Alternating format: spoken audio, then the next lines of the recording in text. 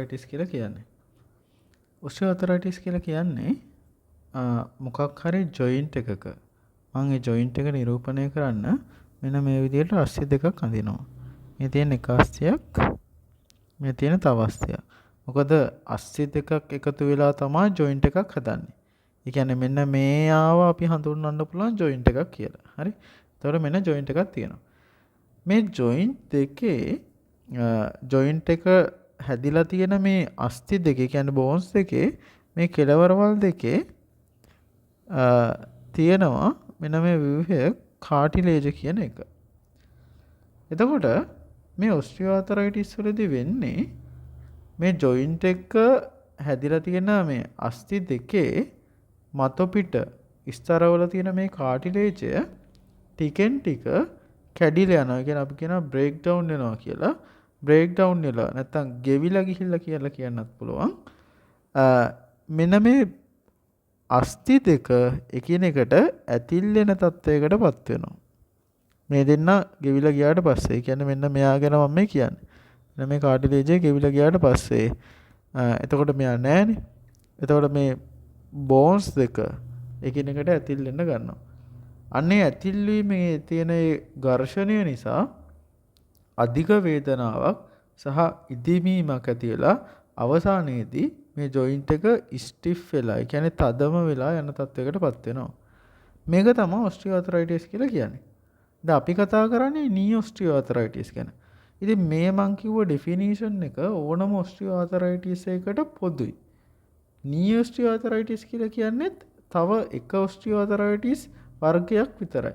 ඒ කියන්නේ මේ ඔස්ටියෝඅතරයිටිස් එක අපේ ඇඟේ තියෙන ජොයින්ට්ස් ගණනාවකට ඇෆෙක්ට් වෙන්න පුළුවන්. උදාහරණයක් විදිහට ෂෝල්ඩර් එකේ ඊට පස්සේ ස්පයින් එකටත් එන්න පුළුවන්. ඒ වගේම නී එකට එන්න පුළුවන්. තව ජොයින්ට්ස් වලට එන්න පුළුවන්. හිප් එකට එන්න පුළුවන්. ඒ අතරින් වඩාත්ම කොමන් ජොයින්ට් එක තමයි නැත්නම් ඔස්ටියෝඅතරයිටිස් වැඩියෙන් වෙන ජොයින්ට් එක තමයි සරලවම කියනවා නම් එහෙම knee එක කියලා කියන්නේ. කියන්නේ knee osteoarthritis තමයි most common type of osteoarthritis. හරි. දැන් මේ osteoarthritis ගැන කියනවා නම් එහෙම මේක මේ progression එක ගැන කියනවා නම් එහෙම අවාසනාවකට මේ knee osteoarthritis එකට කියෝ කිරීම නැත්නම් සම්පූර්ණයෙන් හොඳ කිරීමක් කියලා දෙයක් නැහැ. ලෝකේවත් තාම එහෙම දෙයක් හොයාගෙන නැහැ. හැබැයි කරන්න අපිට තියෙන්නේ මෙන්න මේ ප්‍රෝග්‍රෙෂන් එක ස්ලෝ ඩවුන් කරන එක සහ සිම්ප්ටම්ස් කන්ට්‍රෝල් කරන එක තමයි කරන්න තියෙන එකම දේ. හරි. ඒ කියන්නේ හිතන්න ඔයාට ඔන්න ඔස්ටියෝඅතරයිටිස් වල පොඩිම අවධිය මුල්ම අවධිය ආවා. ඔයාට මේකේ උච්චතම අවස්ථාව ආවා. හිතන්න මේකට මේවා අවුරුදු ගාණක් යන දේවල් අවුරුදු 15ක් කියලා හිතන්න. මේ 15 එක දැන් තියෙන ට්‍රීට්මන්ට්ස් වලින් මේක පොඩ්ඩක් අඩු කරගන්න පුළුවන්. 12කට 10කට 8කට විතර අඩු කරගන්න පුළුවන්. හරි. අන්න ඒ වගේම ඒ 8 කාලය ඇතුළත ඔයා හිතන්න කිසිම ට්‍රීට්මන්ට් එකකට ගියේ නැහැ කියලා.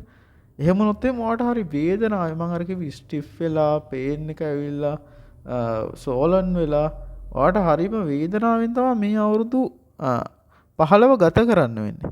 හැබැයි ඊට අඩු කාලයක් හිතන්න අවුරුදු 8කට අඩු කරා කියලා. ඒ 8 ඔයාට මේ ප්‍රශ්නයක් නැතෝ කියලා කියන්න බෑ. ප්‍රශ්නය අඩුකමින් අඩු මේ වෙහෙසකින් අඩු පේන් එකකින් අඩු ඩිෆිකල්ටි එකකින් ඔයාට මේ අවුරුදු 8 මේ ඇදගෙන යන්න පුළුවන්. එතකොට මොකද්ද මේ 8 ඒ කියන්නේ උච්චතම අවස්ථාවට පත් වුණාට පස්සේ මොකද්ද කරන්න පුළුවන්? අන්න ඒ අවස්ථාවේදී ඔයාට යන්න වෙනවා මේකේ සර්ජරි එකකට. හරි.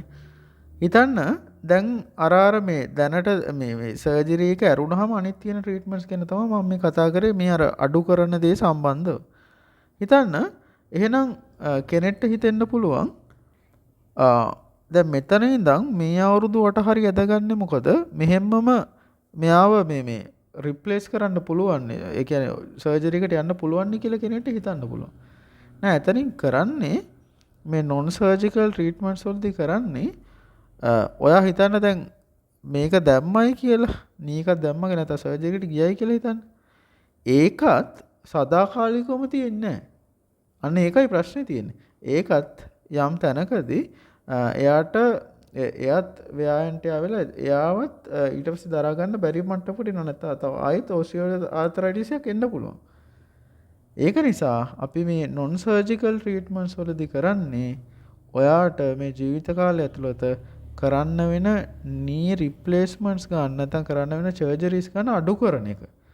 හිතන්න ඔයාට අවුරුදු 60 දී වගේ ඔන්න ඔස්ටියෝආතරයිටිස් පොඩි ලක්ෂණ දැනෙන්න ගත්තා. එහෙම නොත් එහෙම ඔයාට දැන් සර්ජරිස් කරනවා නම් එහෙම දෙකක් විතර කරන්න තියෙන්න නියමිතව තියෙන්න පුළුවන්. හැබැයි මේ දෙකක් විතර තියෙන එකකට අඩු කරගන්න පුළුවන් අර non surgical treatments වලදී. ඔය non surgical treatments වලට දේවල් ගණනාවක් ඇතුළු වෙනවා. සර්ජරි නොවන ඕමද ඔය pain medications, physiotherapy, ඊට පස්සේ plasma rich treatment එක, ඊට පස්සේ ඔයාලට තියෙනවා corticosteroid ඉන්ජෙක්ෂන් එක, ඒ වගේ ගණනාවක් තියෙනවා. ඒ වලින් මෙතර පාලනය කිරීමක් කරගන්නවා. අන්න ඒ වල එකතුවක් තමයි යන්නේ. ඒක කරලා මේ වැඩේ උඩරිම කල් දාගෙන කරන්න තියෙන සර්ජරිස් කරන අඩු කිරීම තමයි කරන්නේ. කෙනෙක්ට ප්‍රශ්නයක් ඇති වෙනකොට මේ සර්ජරියක් කරන එක අත්‍යවශ්‍යද කියලා මෙහෙමයි. දැන් හිතනවා non operative දේවල් ටික කරලා අවුරුදු මේ 8 ඇදගත්තයි කියලා කොහොම හරි. හැබැයි අවුරුදු 8 වුණාට පස්සේ ඔයාලට උඩරිම මට්ටමක් එනවා. එතනින් එහාට ඔයාට ජීවිතේ හරිම අමාරුයි, ලොකු පේන් එකකින් තමයි ගමන් කරන්න වෙන්නේ. නොකරනවා නම් එහෙම මේකත් තව අඩු කරන්න බෑ. මේකත් තව අපිට අවුරුදු තව 10කට විතර ඇද ගන්න බෑ. ඒක අර මං කිව්වේ මේක කියෝ එකක් නෑ. ඒක සම්පූර්ණ මේකෙන් රිකවර් කරගන්න බෑ. non operative වලින් control කරලා slow down කරන්නයි තියෙන්නේ. symptoms එක පාලනය කරන ගමන්. එතකොට මෙතනින් එහා සර්ජරි කරන හරිය අමාරුවෙන් තමයි ඔයාලට එදිනෙදා ජීවිතේ ගත කරගන්න වෙන්නේ. ඔයා මේකක් දානකම් ඔපරේෂන් එකක් කරනකම්. ඔපරේෂන් විවිධ ගණනාවක් තියෙනවා. අපි වෙනම අවස්ථාවකදී කතා කරමු.